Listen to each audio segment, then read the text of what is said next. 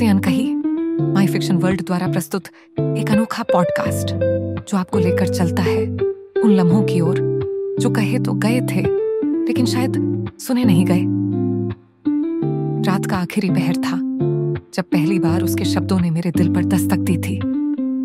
वो कोई आम बातचीत नहीं थी, कोई औपचारिक हालचाल नहीं। उसके शब्दों में एक अजीब सी गहराई थी, जैसे कोई अपनी अधूरी कहानी कह रहा हो, बिना यह जाने कि पढ़ने वाला उसे समझेगा या नहीं।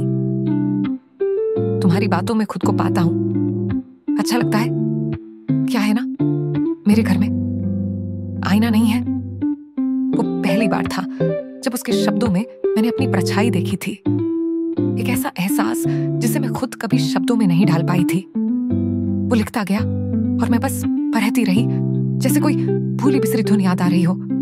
उसकी बातें किसी अधूरे प्रेम पत्र की तरह थीं, जो कभी भेजा नहीं गया।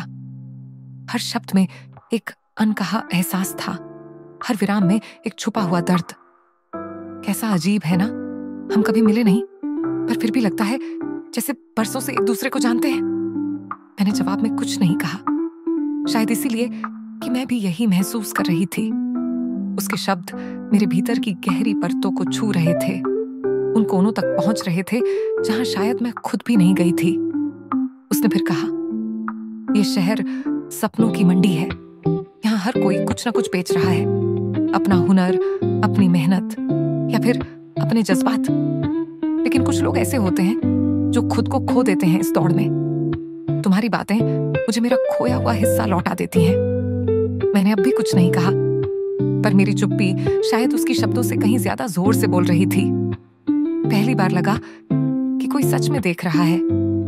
उस रात के बाद हमारी बातें अक्सर होने लगीं।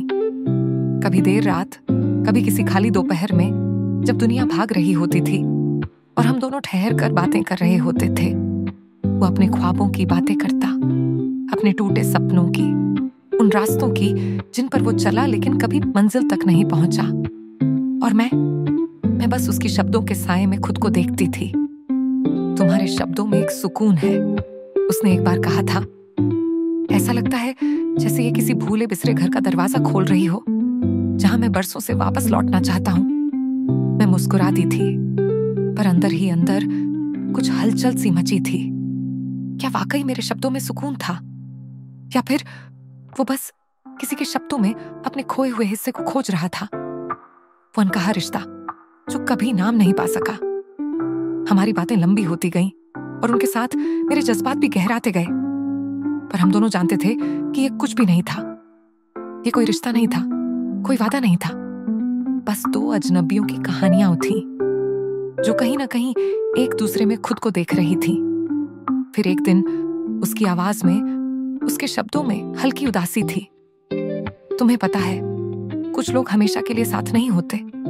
वो बस तुम्हारी जिंदगी में एक आईने की तरह आते हैं, तुम्हें वो दिखाने के लिए जो तुम खुद नहीं देख पाते, और फिर वो चले जाते हैं। तो दोस्तों, मैं आपको यहीं छोड़कर जा रही हूं, लेकिन जल्दी ही वापस आओगी इस अधूरी कहानी के अगले हिस्से के साथ।